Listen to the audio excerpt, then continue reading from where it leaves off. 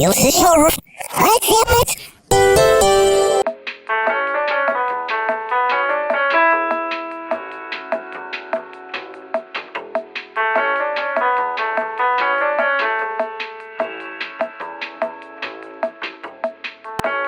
Yeah. There's the executive producer, Right. The director, and on down the line. So yeah, the director is generally the boss on the set, walking around checking all of the departments, making sure everything's running well while shooting the film. Right. And the cinematographer is there to shoot the film because they're hired because they are the best Right. for this project. And they do an excellent job, and they collaborate well with the director. They give the director suggestions and ideas, and the director may get out the way because he says, we hired you because you have the eye, you have the storyboard, Right, no you doubt. have the shot list, No doubt. and you have the eye. Yeah. And he says, well, why don't we combine, the cinematographer could say, well, why don't we combine this and this, or why don't we pan this way? Why don't Right. we pull out here? So the Yeah. director says, great idea.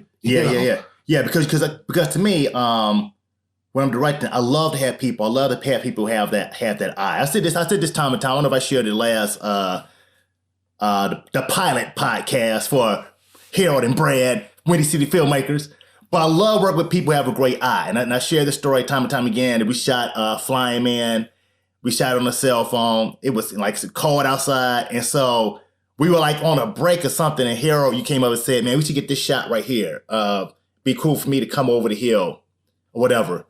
And that's one of my favorite shots in the in the longer version, man. You know what I'm saying? And the same thing we was shooting like Chase, this film I was working on, and Daryl Parham, who was the DP. I had my shot. He said, well, let's try this shot. And he threw out some really great ideas. That's what it's all about. You want to work with people who have a great eye while collaborating. Absolutely. Yeah. And that one experience at Columbia, that's what the instructor told me. He says, you have an eye. And I think that was the first time I heard that, and that was back in 2000. Right. And so I took that and ran with it. No doubt. And I trust my instincts. Yeah. Right. Now, one thing I also would say is that it can be long hours on the set. And I think it's important to take care of yourself, right? In terms of being hydrated, getting your rest. And one thing we did on another film shoot that if we do it, we would never do it again. I forgot what film we shot. We were playing police officers.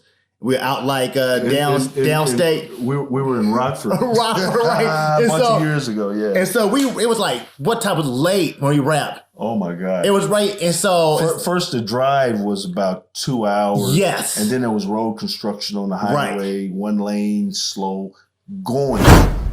And I'll let you tell the story. Right. And so we made the decision instead, because they had it set up where you could stay there, sleep in a hotel that night.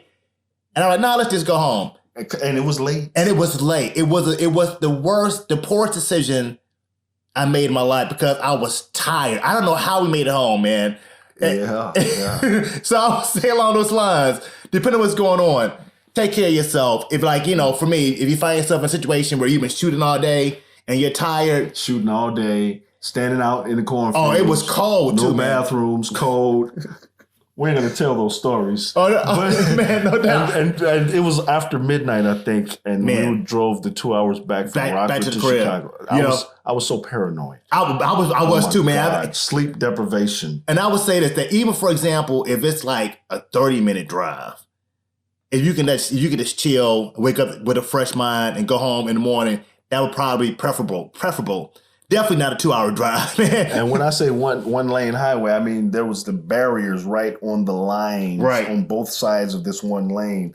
And it just seems like the car was so big going through down that lane, like any little turn to the left or right, you'd hit a barrier. And I was losing my mind. Oh man, I was quiet though. Brad didn't know it, but I was going crazy. But we got home, and I think I slept for 2 days. Yeah. So you live and learn. That will never happen again. No. That will never happen again. Right. And on the flip side, remember we did like we've been working together forever, man. You hooked me up for this commercial shoot for a casino. Yeah. Remember that? Yes, That's a while ago. yes. That was crazy.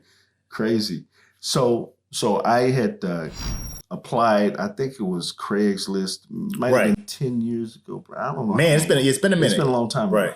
And so I didn't hear anything back. And then all of a sudden, they wanted me to come audition. And I was like, well, I wasn't available because I was doing the standardized patient work over at the University of Chicago, working with the medical students. Right. And I couldn't go. And he was like, well, okay. And it was for a casino commercial in Wisconsin. Right. And Ho Chunk. Ho Chunk. Yeah. Yeah. And so then I made the audition. I caught the bus from Chicago out towards O'Hara and walked 2 miles to the hotel. I kind of ran because I wanted to get there on time. Right. And then I walked the 2 miles back to the train and got the blue line all the way back to the red line, all the way back to the south side home. And they wanted me to come back for the callback, and I couldn't make it because then I was working at the university. Right. And then so they just gave me the part. And they says, okay, we want you to drive out to Wisconsin. We'll give you $50 car voucher and blah, blah, blah, blah, blah, blah. And we're going to put you up in the hotel and we're going to pay you hundreds of dollars. Right. And then I was like, okay, in the email, well, I'm not driving. Is there a train or a bus I can catch? And he says, well, maybe you can get someone to drive you out and we'll give them the voucher, put them up in the hotel and put them in the commercial and pay them. Right. Man, I was like, wow. That was dope, man. That was dope. And you know what? And I think they also like, I mean, and that's what I'm talking about. Like, you may not be able to do that, but paying somebody something, man. You know what I'm saying? A little something, or at least feeding them, for their time and talent. And I think if I remember, they gave me a gas card for gas and put us up in a hotel. And I had a hotel room by myself. Yeah. Right. Nice spread. And then we shot, were well rested, and then dipped out, man. That was dope. It was nice. Right. That was a win-win-win. Yeah. Right, man. Okay, and so let's get back to after the rap party and the film is finished. And so they always say start with the end in mind. So hopefully the writer, when writing, was thinking about locations before he started writing, so he could write the locations that he has available to him into the script. Right. And hopefully he worked on some form of distribution, knowing where he wants to put this film, and have reached out to them and they've agreed to take a look at it, different distribution outlets before he even started shooting or she started shooting, so that you can know where you expect this film to go. And then you shoot the very best film possible, and then you deliver that film. And hopefully it gets on streaming medias and the big screen. And then you have the premiere. That premiere is always nice too. Right. This is when you get your red carpet, your suit, and you duds. You look nice, and you take your date, and you go out and you enjoy the film. And like I said before, the best part of the film for me is after all the work is done, to sit there in the audience and watch it. Right. One thing, like, I'm learning to process myself. I'm getting more on the business side. I mean, I hate to sound like the typical artist where, I'm not business oriented. I mean, I'm business oriented, but like, I'm more arts oriented. It makes any sense. So definitely, like, in terms of getting financed for a film, it's hard, man. It can be really challenging. And so one thing, I forgot, I just downloaded this guy's book that I'm breaking down right now. And I knew this beforehand, but one thing that's also important early on is knowing who your target audience is for the film. Because that can help out a lot in terms of how you can market the film, or even how you can possibly get money, or even how you can formulate in people's minds what this film may be like, what category it may be in. Right, so definitely focusing in on things like that. And knowing that, one good thing about it is that, to your point, there's so many platforms to showcase a film these days, but also there's much more competition. Right. So it means that rising above that noise is like 10 times harder. The same thing like with crowdfunding. I've not had any great success just yet crowdfunding, because primarily it's different now than it was 15, 20 years ago when people first started crowdfunding and it was fairly new. Now everybody and their mama's doing it. So everybody and their mama has a crowdfunding campaign, you know, and there's only so many times you can go to your family, friends. So, and not to be a downer, but just knowing that raising money can be challenging. Even, for example, like Scorsese was saying, once again, another Scorsese story, I think was saying that with The Irishman, how he had trouble raising financing for it, I think. And that's more than friggin' Scorsese. So, you know, but I still say that to say, no matter how challenging it is, always be optimistic, always have this never say die mentality and believe your film is going to be made. It's always like, boom, boom, constantly pushing on your grind to make this thing a reality. You have to have that mentality. Otherwise, you know, you may easily fold up under the pressure. Yeah, you know, you talk about Malcolm X and Spike Lee trying to get that film made back in 1992, Right. 91. He got some money, started making it, ran out of money, and went to people, and people were turning him down, and studios were turning him down, and people started giving him money, like the Oprahs, the Michael Jordans, I believe Magic. So he went to some names, and and Denzel's in the movie. Right, You no know, doubt. You've got a name actor in the movie, and you're still having problems. Right. So this isn't just on the independent side. This is on the studio side too, because studios, they invest money in projects. These executives are taking a risk. That's why I think it's so hard for you to get something out of them, Right. because that's their job. You know, that movie bombed at the box office. You're fired. You know, No question. And so there's many different factors that play into financing films. And, you know, there's some how-to gurus out here that says this is how you get financing for your movies. And maybe that stuff works. I'm sure it does work for people. Right. You know, you just have to do the research to figure out how to go get this money, because I've seen them. I get emails from film stuff and these guys and blah, blah, blah, blah, blah. And so there's ways. You just have to be dedicated to that. Right. Me, what am I dedicated to? The creation and the teaching and the deliverables, as far as the artist and the entertainer. And so I'm fairly capable at what I do. And so I leave that stuff for the other people. And now tomorrow I'm taking a writing class over at Second City. That's what's up, man. Yeah, I've done the intro to screenwriting. I've studied Robert McKee since 2002, the tape, read the book and the tapes. And so I have all of this stuff that I've incorporated into my acting. And now and I've written a couple short things, but now I'm going to go the formal way and spend 3 hours Tuesday evenings and 3 hours Thursday evenings for the next 8 weeks. And and to come out with some, I want to lock this skill into my arsenal so that, you know, it's there. Everything that we do as artists, as far as training, adds on to our deliverables. It makes us that much more marketable and talented. Oh, no doubt, man. I think it all goes hand in hand. From my perspective, you know, that because I love to write, like writing, acting, directing. Like I said, like it's all telling the story. And one thing I love, it sounds nerdy, but I love script analysis, man. I love like breaking down a script. We could talk about some good writing books. Like you mentioned, who was that you just mentioned? Robert McKee. Yeah, I think I had a book too. I had that book, man. It got like waterlogged or something. I think My first one did, and I got another one. I gotta and get another DVDs. Man, right. But I love a great script analysis. I mean, the same thing like breaking down a screenplay, breaking down a play. 'Cause I do a lot of theater as well. And one of my first screenwriting books that I still use today is Sid Field. Sid Field. Yep. Right. And another one of my favorite, I forgot the name of the author, is The Writer's Journey. And it's based on the writings and teachings of Joseph Campbell. I'm blanking on the writer's name, the author's name. Right. But I love... Save the Cat. I want to get that one. Oh, yeah, I have that DVD, too. I mean, I had that audiobook. That's a really good book, too.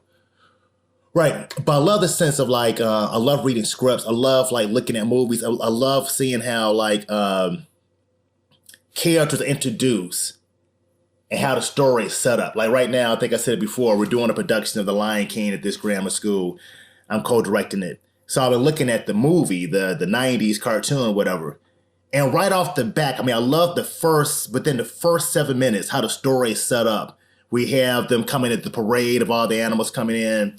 And then you see the family, you see Simba. They're like, boom, Lion King. Dope. And then the next scene, you meet Scar. You know what I'm saying? So right off the bat, within the first 10 minutes, you meet the protagonist and the antagonist. And off we go telling the story. You kind of got a sense of what the story is about right off the bat. I mean, I just love how story is set up and then see how the characters are introduced and the conflict and all that good stuff, man. So along this line, real quick, I'm working on trying to write a web series, right? And looking at the difference between that, I mean, the similarities, but working on like ABC storylines, ABC story, like this one storyline, another storyline, and they may interconnect or they may be different, but all move together to tell the story. Just like, man, Like Pieces of a Dream I did back Right. in '04. It's 4 stories and they all intertwine. yeah, They start off with this story. This is the main character for this story, and then the other characters weave in, and then now second story, this character is the main character, and the rest of them weave in. Blah blah blah blah. It's a great concept, and it's more than just a plot and subplot and subplot. It's stories. right, Yeah. right. So real quick, so we got a little time left.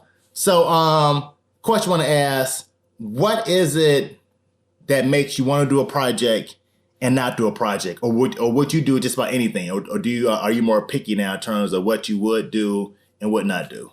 That's a great question. When I first started 1997, I was like, man, I'll do any project. I just want to act in people's movies. My buddy Kenny, once again, he says, what is it that you want to do? You want to do plays? You want to do commercials? You want to do TV? You want to do movies? I says, I just want to be in people's movies. Right. And so I set that goal in the back of my head when I started. And then I jump on just about anything, and that's what. And initially, it was plays because I couldn't find the independent films here in Chicago. Couldn't find them. They were, I'm sure they existed, but being green, I didn't know about them. Right. And so over the years and over the decades, now I'm selective as best as possible. Sometimes I still get fooled. Right. But I have to deal with that situation when it happens. But yeah, I'm selective, and I work with the good people because over the years I've been recognized as the talent and that a go-to talent, and so the go-to filmmakers call me and they come out with great projects, and I've got some things on the horizon that I'm excited about. And I've got some things that I've done that's out that I'm excited about, so that people can feel something. And so I'm basically, and then so I've evolved in what I'm looking for over the time, and now going from I just want to be in people's movies to I want to make people feel something. Right. And that's been for a long time. No doubt. Way back when I asked myself, which we can cover in another on another time. I asked myself, how do I make people feel?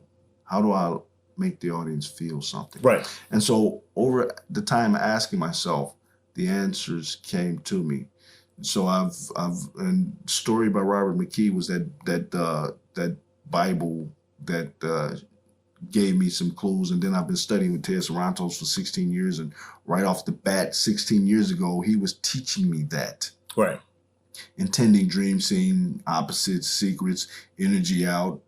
And he doesn't use the word visualization, but picturing, what I want to see you and everyone else do.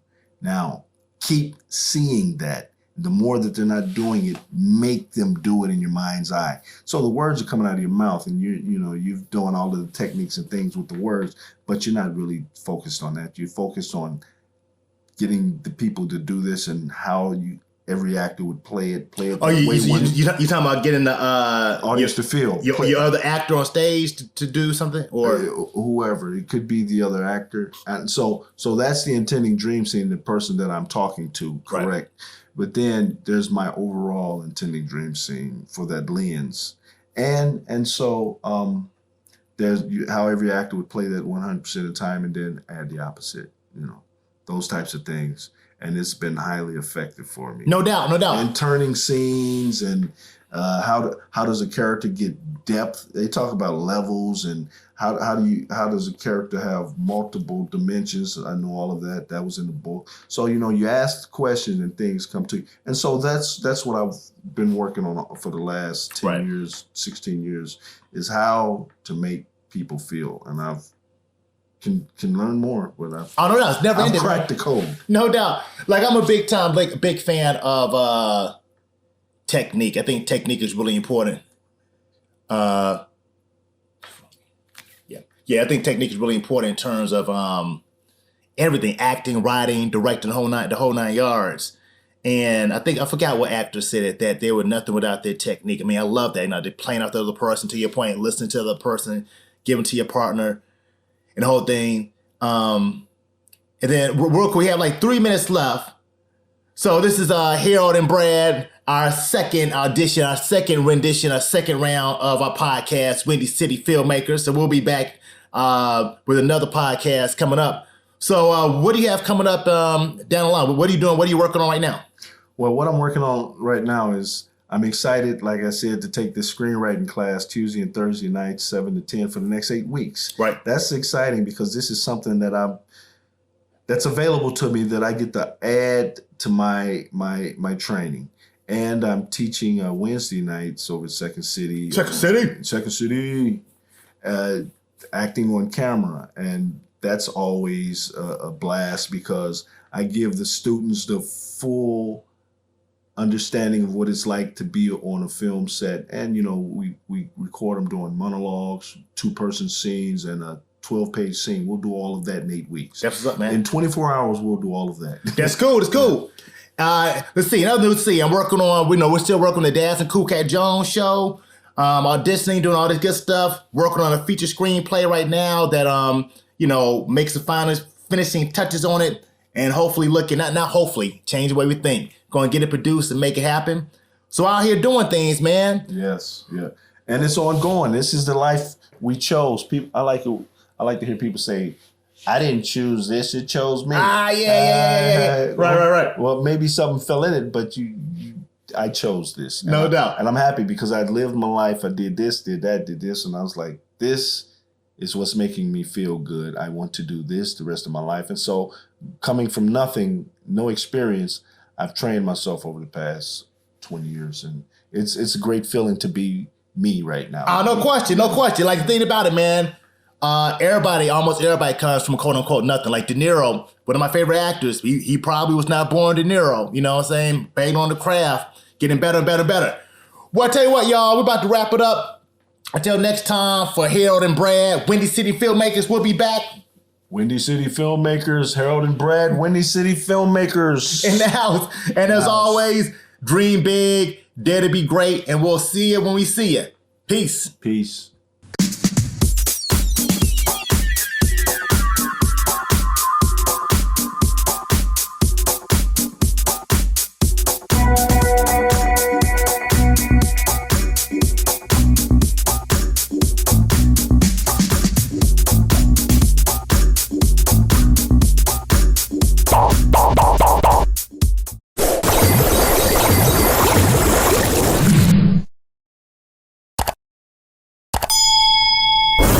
You see, right, Emmett? Ooh la la. Yes.